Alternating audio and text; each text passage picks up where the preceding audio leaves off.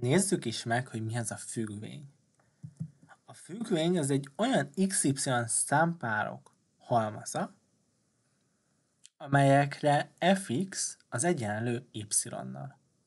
Tehát olyan pontoknak a halmazáról beszélünk, aminek az első koordinátája x, a második y, és hogyha veszem az fx-et, ami a hozzárendelési szabály lesz, akkor adott x-hez az az y fog tartozni, ami a számpárban volt. A hozzárendelési szabályt azt háromféleképpen szoktuk megadni. Mikor melyiket? Talán a leggyakrabban előforduló az az, hogy fx, gx, hx. Lehet az, hogy x talpasnyil, és a legritkább pedig legtöbbet mondó y egyenlő. Tehát egy függvénynél azt fogjuk csinálni, hogy van két oldalunk. Az egyik az y, a másik meg egy olyan, ahol valamilyen x-ek vannak, illetve konkrét számok. És a helyettesítési értékkel kapcsolható össze, hogy mi is az a függvény.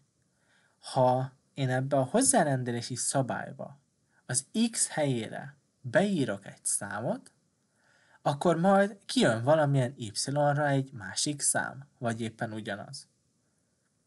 Tehát helyettesítési értéknél, hogyha megadja, hogy az x az 2, akkor annyi, hogy a függvénybe be kell helyettesíteni x helyére 2-t, és megkapjuk, hogy mennyi az y. Ha az y-t adja meg, akkor y helyére helyettesítünk be, és kiszámoljuk, hogy mennyi az x. Ezen felül beszélhetünk egy függvény inverzéről. Az inverz az már egy kicsit nehezebb téma. Igazából én talán azt mondanám, hogy ilyen ellentetje, tehát hasonlít rá az ilyen alap esetekben, viszont fordítva csinálja a dolgokat. Tehát egy inverznél az x és y azok helyet fognak cserélni. Tehát az inverz az majd egy olyan függvény lesz, ami yx számpárok halmaza, ahol az fy az egyenlő az x-el.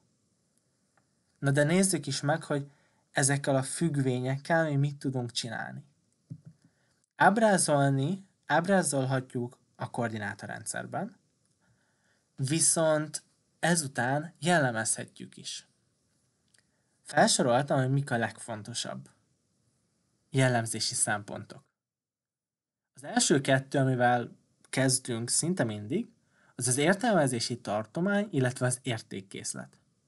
Az értelmezési tartomány az azt mondja meg, hogy milyen x-ekre van értelmezve a függvény. Tehát milyen x-eknél van rajzolva a függvény.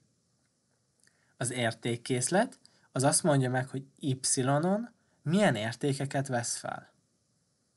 A zérus hely az lesz az a pont, vagy azon pontok, amelyek metszik az x-tengelyt. Tehát ahol metszi a függvény az x-tengelyt, azok lesznek a zérus helyek. És ezt nézhetjük y-tengelymetszetnél is, tehát hogy hol metszi a függvény az y-tengelyt. Amit muszáj megjegyeznem az az, hogy a zérushely az tényleg lehet, hogy 0, lehet bármennyi. Az y-tengellymetszet az csak is 1 lehet. Nézhetjük a monotonitását a függvénynek. Ez azt jelenti, hogy y-on éppenséggel növekvően veszi fel az értékeket, vagy csökkenően. Ezt fogjuk szigorúan monoton növekvőnek, vagy szigorúan monoton csökkenőnek hívni. Vehetjük a szélső értékét, ebből van minimum vagy maximum, és azon belül is lokális vagy globális. Talán először elég, hogyha csak azzal ismerkedünk meg, hogy minimum vagy maximum. A szélső érték az a pont, ahol a függvény a legmagasabb vagy legalacsonyabb értéket veszi fel. Tehát y-on keressük meg azt, hogy hol a legmagasabb vagy legalacsonyabb, és annak a pontnak megadjuk a koordinátáit, miután odaírtuk, hogy ez most éppen egy minimum vagy maximum. Vehetjük egy függvénynek a paritását. A paritásnál ott páratlan, páros, illetve se páratlan, se páros. Talán itt a középiskolai szinten a legtöbb az páros. Van néhány páratlan, viszont kevés, és több olyan van, aminek nincsen paritása, ilyenkor oda kell írni, hogy se nem páros, se nem páratlan. Akkor lesz páros, hogyha y-ra tükrös. Tehát tengelyesen szimmetrikus y-ra.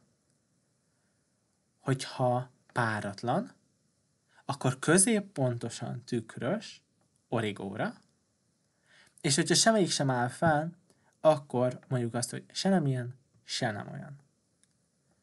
Ezen felül egy függvénynek vehetjük a korlátosságát. Egy függvény lehet alulról vagy felülről korlátos, amennyiben mindkettő van, tehát alulról is és felülről is korlátos, akkor fogjuk azt mondani simán, hogy a függvényünk az korlátos. Egy függvény akkor korlátos alulról vagy felülről, hogyha van egy pont, ami alá már nem megy a függvény, vagy éppen felé. Ezen felül van még konvexitás. Egy függvény lehet konvex, vagy lehet konkáv. Konvex az ugyebár a boldogságot jelképezi, tehát azok a függvények lesznek konvexek, amelyek ilyen mosolygós fej alakra törekednek, míg a konkáv, az a szomorú, az az, amikor ilyen bús szájat látunk. Egy függvény lehet folytonos, vagy nem folytonos. Legegyszerűbben úgy mondanám, hogy egy függvény akkor folytonos, hogyha le tudom úgy rajzolni, hogy nem kell felemelnem a ceruzámat.